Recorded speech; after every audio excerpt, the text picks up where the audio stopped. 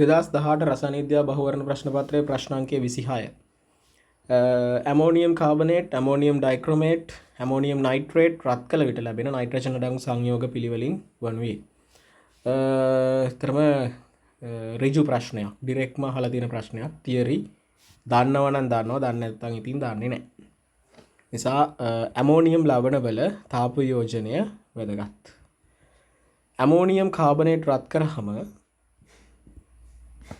NH3 ඵලයක් විදියට ලැබෙනවා. කාබන් ඩයොක්සයිඩ් ඵලයක් විදියට ලැබෙනවා, ජලය ලැබෙනවා. හරිද? ප්‍රතික්‍රියා තුලිත කරනවා නම් ඇමෝනියා දෙකක් දාන්න වෙනවා. ඒක තමයි ප්‍රතික්‍රියාව තුලිත වෙන්නේ.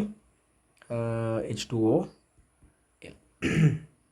හරි, කාමරුෂ්ණ නැති කෙනාම H2L වෙනවා. තම H2O ගෑස් කියලා කියන්නත් පුළුවන් රත් කරන නිසා. right. ඇමෝනියම් ඩයික්‍රොමේට්.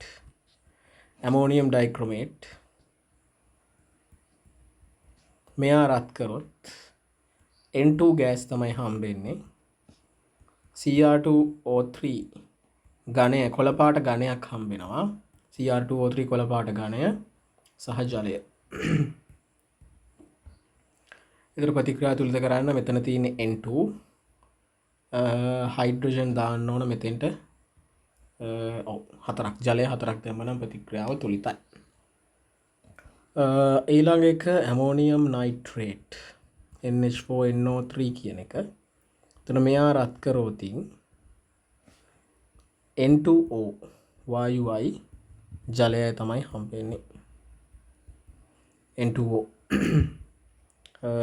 රත් කරන නිසා මේ වාෂ්ප ලෙස දාගන්න එක වඩා හොඳයි. කාමරුෂ්ණ අතර ගේනවා කියලා තිබ්බොත් ද්‍රව කියලා යන්න පුළුවන් අපිට. right. H2O නැත්නම් ගෑස් කියලා දක්වමු. එතකොට ප්‍රතික්‍රියාව තුලිත කරන්න ජලය මෙතෙන්ට දෙකක් දැම්මනම් ප්‍රතික්‍රියාව තුලිතයි. හරිද? එතකොට උත්තරේ ඉතින් කෙලින්ම තෝරන්න පුළුවන්. Ammonia N2 N2O. උත්තරේ අංක 3.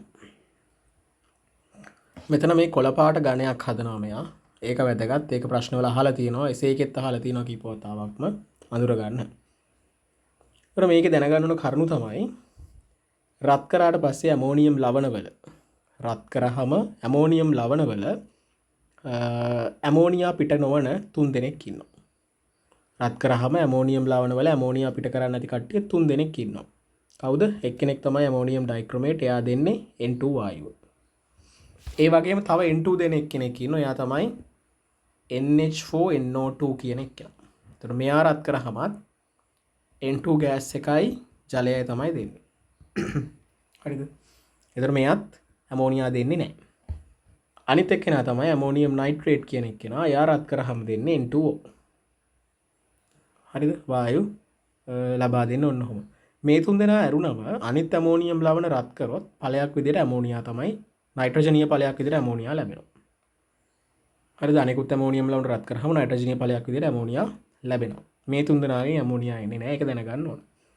හැබැයි ඇමෝනියම් ලවණ ඕනම එකකට ප්‍රබල භාෂ්මයක් දැම්මොත් ඇමෝනියා ඵලයක් විදිහට ලැබෙනවා. මේ තුන් දෙනා ඇතුළුව ඇමෝනියම් ලවණ ඕනම ඇමෝනියම් ලවණයකට ප්‍රබල භාෂ්මයක් දැම්මොත් ඇමෝනියා ඵලයක් විදිහට ලැබෙන්න අවශ්‍යයි.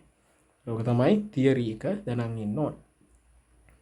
ඊළඟට ඔය ඇමෝනියම් ලවණ රත් කරාට පස්සේ ඝනයක් ඉතුරු වෙනවා නම් ඒ ඝනය ඉතුරු වෙන්නේ ඇමෝනියම් ඩයික්‍රොමේට් වල. අනිත් ඒවා වියෝජනය වෙලා ඉවත් වෙලා යනවා වායු විදියට. ඒතර ඝනයක් ඉතුරු වෙන්නේ ඇමෝනියම් ඩයික්‍රොමේට් වල. ඒකත් ප්‍රශ්නවල කලින් අහලා තියෙනවා. හරි. අපි යමු ඊළඟ ප්‍රශ්නෙට. මේක ඇත්තටම ලේසි ප්‍රශ්නයක්.